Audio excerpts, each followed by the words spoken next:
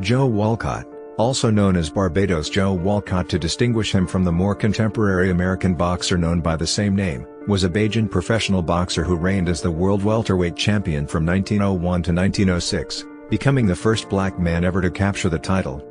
He was elected to the Ring Boxing Hall of Fame in 1955, and the International Boxing Hall of Fame in 1991. Walcott was a formidable fighter with exceptional power to his punch. His manager was Tom O'Rourke.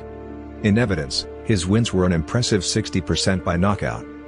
Nat Fleischer rated Walcott as the greatest welterweight of all time, and in 2003 he was included in the Ring magazine's list of 100 greatest punchers of all time. He was elected to the Ring Boxing Hall of Fame in 1955, and the International Boxing Hall of Fame in 1991. Barbados Joe Walcott was the idol of the more contemporary boxer Arnold Cream, who adopted his idol's real name as his own, going by Jersey Joe Walcott in the ring. Walcott was born on March 13, 1873, in Barbados. As a youngster he set out to see the world, and got a job as a cabin boy on a ship sailing to Boston that arrived around 1887. He soon settled in Boston as a piano mover, and porter, and took other odd jobs as well. Later, he landed a job in a gym, and became popular with even the best of the boxers as an able opponent before turning professional. His amateur boxing and wrestling years spanned roughly from 1887 to 1889. The focus of his early professional boxing years, between 1890 and 1896, were in the areas of Boston and New York City. One of his more noteworthy bouts included a 15-round draw with mysterious Billy Smith, and a 15-round loss to George "Kid" Levine in March and December 1895, respectively. He lost to Welsh-born middleweight Tommy West in 1894 and 1897. West acted as a sparring partner for Walcott in late October 1904. Walcott first challenged for the lightweight championship on October 29, 1897, at the Lenox Athletic Club in New York, but he was TKO'd by the champion George "Kid" Levine in the 12th round.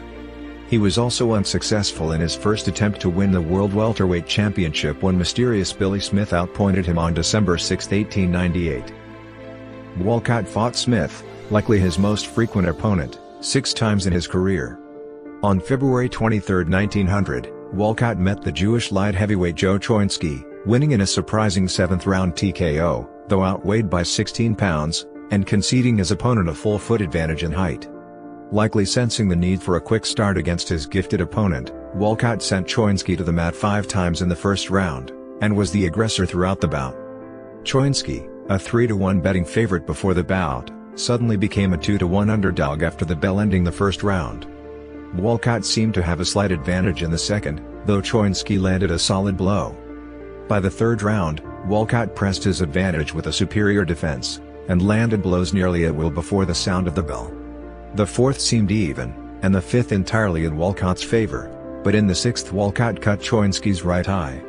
Walcott sent Choinsky to the floor again in the seventh, battering his clearly exhausted opponent. Stopping the final round 38 seconds in, the referee said later that he felt another blow to Choinsky would have put him out. On September 27, 1901, Walcott impressively defeated Irish boxer George Gardner in a 20-round points decision at the Mechanics Pavilion in San Francisco, California. The pre-fight betting was light before the match with Gardner a 10-to-8 favorite. Gardner, at just under 6 feet, and holding a serious reach advantage over Walcott, would briefly hold the light heavyweight championship of the world from July through November 1903.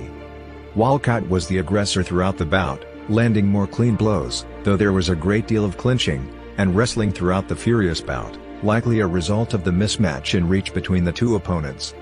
In the first round, Walcott brought Gardner to his knees from a left and right to the head for a 9 count, though Gardner returned to the fighting unfazed. Walcott won the World Welterweight title on December 18, 1901 in Buffalo, New York, from reigning champion James "Rube" Fearns, achieving a technical knockout in the 5th round. Fearns, from the reaction of the Buffalo crowd as he entered the ring, appeared to be the favorite. Walcott sent Fearns to the floor twice in the 5th round, the first a solid blow to the jaw. Rube took the count both times. At the end, the referee stopped the bout to prevent a knockout. Fearns began to weaken as early as the 3rd round, and in the 4th Walcott sent Fearns through the ropes. The bout featured a clinch in the 4th round that brought both boxers to the mat, possibly a result of a tiring Walcott attempting to counter Fearns' 6-inch height advantage, and superior reach. The match brought roughly 2,000 spectators to the clubhouse, and tickets ranged from a respectable $2 to $5. Walcott battered down Fearns with terrific body blows, and right and left swings to the head. To save Fearns from being completely knocked out, referee McBride stopped the bout. Toronto Star. After the fight, Rube Fearns stated, "Well, he won, and I have nothing to say against it. I don't know anybody at the weight, no, nor a good deal above it, that can beat him." On June 23, 1902, Walcott faced Tommy West in a title defense of his World Welterweight title, facing off against West for the sixth time. In their previous encounter in August of 1900, the fight had gone as such according to a newspaper called the Durango Democrat. The bout had gone 11 rounds very much in Walcott's favor, as he had punished West very badly about the body, and had him in a very weakened condition. When the bell rang for the 12th round, to the surprise of everybody, Walcott refused to go on, claiming he had injured his left arm.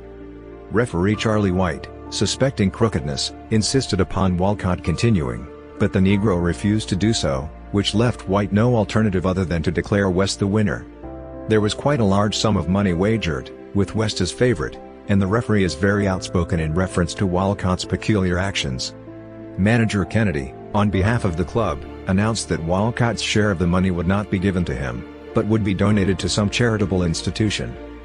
Durango Democrat, with their first 5 fights having been in America, they fought their final battle, for the World Welterweight Championship, at the National Sporting Club, Covent Garden in London, England. Walcott clearly outpointed the Welsh fighter, and retained his championship with a 15-round points decision victory overseas.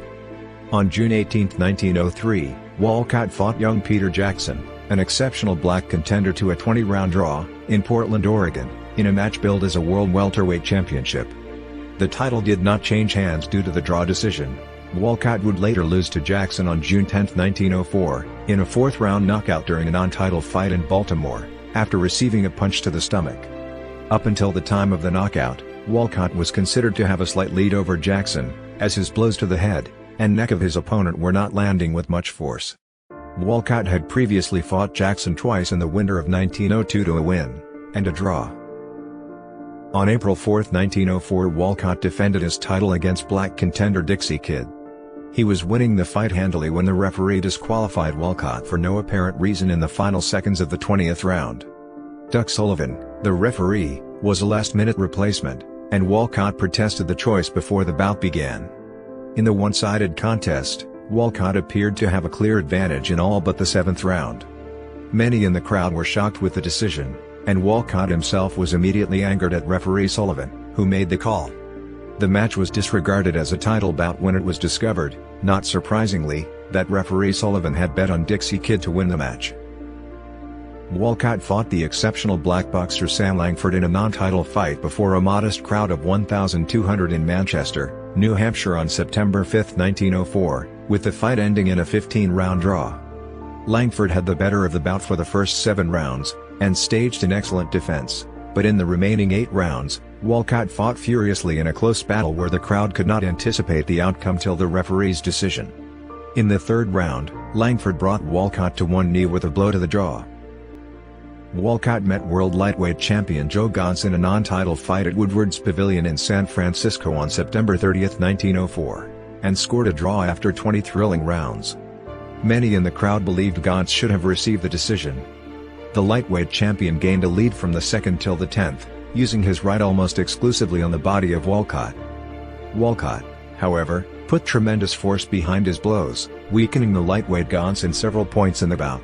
After the 10th, Gance became the superior boxer, avoiding the blows of Walcott, and connecting with solid rights and lefts to the face. In the 19th round, Gance landed a solid blow to Walcott's jaw that might have ended the fight. In the final round, Gance showed dominance in the infighting, though neither fighter took a clear lead. An examination after the fight showed that Walcott had broken his right elbow in the 4th round, though he fought on valiantly. After the Gance fight, on October 18, 1904, Walcott accidentally shot himself in the hand, losing several fingers. Walcott took a year off of boxing to recover from the injury, but it may have effectively limited his remaining years as a world-class prize fighter. Walcott, however, continued to box until 1911. Before a crowd of 3,000, Walcott officially lost the World Welterweight Championship on October 16, 1906 against William Honey Melody at the Lincoln Athletic Club in Chelsea, Massachusetts. Falling to a 12th-round technical knockout, Walcott quit the bout, claiming his left arm had been injured in the 9th round. In the first round, Walcott scored a knockdown. Melody, fighting cautiously against the reigning champion, landed mostly body blows throughout the remainder of the fight, but scored enough to appear to dominate. In the 6th round, Melody landed a strong right to the jaw which backed Walcott against the ropes. In the 11th, Melody landed punches at will, and in the final round he landed a flurry of rights to the stomach before Walcott retreated to his corner before the bell ending the bout. Returning to the ring on January 15, 1907, Walcott lost a 15-round decision on points to Mike Donovan in Providence, Rhode Island. Though winning only a few of his remaining bouts, Walcott succeeded in twice beating George Cole, a competent hard-hitting middleweight from Philadelphia, in December 1907, and January 1908. In fact, of their December meeting in Philadelphia, one source noted that with the exception of the 3rd round when Cole sent over some very hard punches, the battle was Walcott's all the way. On January 7, 1908, Walcott lost to a noteworthy opponent, Jimmy Gardner, in 12 rounds at the Armory in Boston. Gardner would become a world welterweight contender against Mike "Twin" Sullivan in April of that year. New York's Evening World stated that Walcott's performance did not come up to expectations, and that Gardner's win was one of the easiest victories he ever earned. On November 2, 1911, Walcott fought his last reported bout against Tom Sawyer in Lowell, Massachusetts. He walked out of the ring before the bell at the end of the one-sided 12-round technical knockout, and said to the crowd, "I'm 40 years old, and I guess I'm done with this game." Walcott squandered a fortune earned in the ring, and eventually found employment as a custodian at the old Madison Square Garden. He died at 62 on October 4, 1935. He was reported missing in December 1935, by his daughter. He had been last seen around Mansfield, Ohio, on a trip he was taking to find work in Hollywood. It was later reported he died in a car accident in Massillon, Ohio, 50 miles from Mansfield. It was believed that Joe was walking along Route 30 in the village of Dalton, Ohio, 8 miles west of Massillon, and was struck and killed by a car. His body was not claimed, and the village of Dalton buried him at the edge of the cemetery. In 1955, a headstone that reads "Ex-World's Champion Joe Walcott 1873–1935" was erected on the grave. All information in this section is derived from BoxRec, unless otherwise stated. Walcott has a professional record of 157 fights, with 96 wins, 31 losses, 27 draws, and 3 no contests.